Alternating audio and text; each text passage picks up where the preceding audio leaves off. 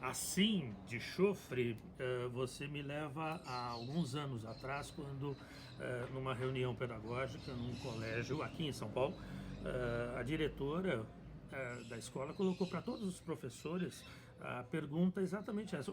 Para você, o que, que é fundamental para que uma aula funcione bem? O que é necessário para uma boa aula? E muita gente lembrou, como deve lembrar mesmo, a tecnologia que nós temos hoje à nossa disposição, com todos os recursos de audiovisual, da internet, etc., e que não se descartam. Na minha vez, eu respondi giz, quadro negro e bom papo. Esses três elementos não podem faltar. Se você tiver todos os outros recursos tecnológicos e faltar o bom papo, principalmente, com certeza a aula não será boa. Giz, quadro negro e bom papo, sem os outros recursos, funciona.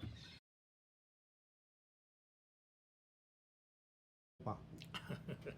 Nós estamos falando, vamos lembrar, o tempo inteiro de história, né? História, geografia, sociologia, literatura são extremamente provocativas e levam ao debate, à reflexão, inevitavelmente. Então, o professor, conforme acumule a sua experiência em sala de aula, sua experiência pedagógica, o professor aprende a provocar de forma positiva, a que as pessoas se habituem a ouvir, sem que necessariamente aquilo passe como uma doutrinação ou qualquer coisa que o valha, tá? Quer dizer, é interessante que a gente ressalte isso. Qualquer escola que mereça esse nome tem mecanismos de cerceamento a um uso partidário ou ideológico em sala de aula, mas isso é uma outra questão. A questão fundamental é o bom papo. Né? Saber provocar para instigar, para que os alunos reflitam. Uma historieta rápida, por exemplo. Quando abordando em sala de aula o movimento de 1964, o golpe militar de 1964, já se passa por aí.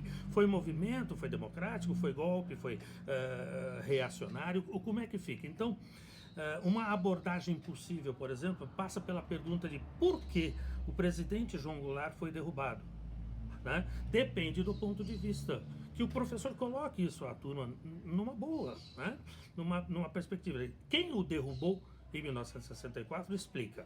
O presidente tinha características como ser corrupto, incompetente e esquerdizante, esquerdista, se socialista, comunista, detalhe. Tá? Essa foi uma visão.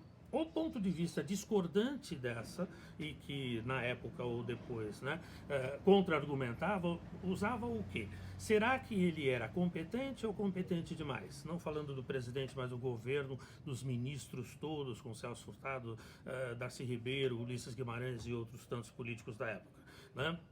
Será que ele caiu porque era incompetente ou porque tinha um programa de reformas que preocupava a gente muito poderosa? Segundo ponto, ele era corrupto. Ora, não houve nenhum processo formal de acusação ao governo, ao presidente ou a qualquer ministro. Né?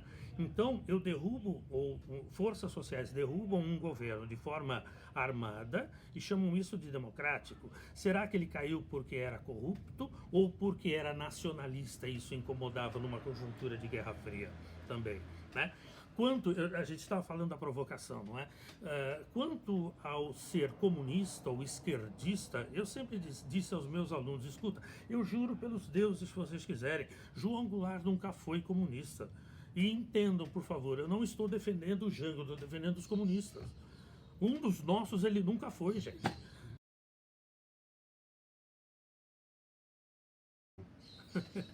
Você, você gostaria de dizer assim, a principal diferença, porque há várias diferenças, né? Existe uma questão muito interessante que hoje, com os meus mais de 40 anos de tablado, né, de sala de aula, eu posso dizer, o professor que está começando, ele tem normalmente um receio muito grande, quando não um pavor, da pergunta do aluno. Quer dizer, o aluno levanta o braço para fazer uma pergunta e passa pela cabeça do professor que está chegando, ai, ai, ai, o que, que ele vai perguntar? Será que eu saberei, né, responder? Que eu vou saber a resposta que ele quer ou não? Então, isso faz o professor tremer nas bases.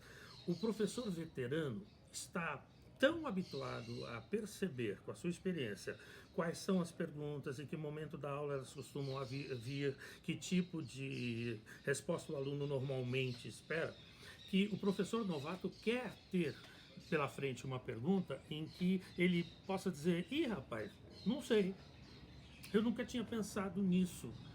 sabe? Boa essa pergunta. Quer dizer, vamos fazer o seguinte: a gente pesquisa. Eu posso te dizer o que eu acho, mas a gente pesquisa e depois a gente continua isso. Eu vou citar um exemplo. Uma vez, lá em Santos, um aluno me perguntou: professor, eu posso dizer que José Bonifácio de Andrade e Silva está para Pedro I, o imperador Pedro I, assim como o senador Pinheiro Machado estava para o presidente Hermes da Fonseca? E eu já tinha experiência suficiente para dizer: ih, rapaz, não sei. Eu acho que entendi a sua resposta. Você está falando do manipulador, do manipulado, do Frankenstein, do monstro, talvez, né? Da reação. Por aí eu tendo a te responder hoje, sim, essa relação existe. Mas vamos pensar um pouquinho melhor, sabe? E foi um prazer, tanto para mim como acho que para a turma. Puxa, o professor disse não sei. Ué, e qual é o problema? O professor não tem obrigação nenhuma de saber todas as respostas o tempo inteiro. Isso não existe. Ao contrário, né? Deixa o aluno à vontade. Isso só faz bem para a relação.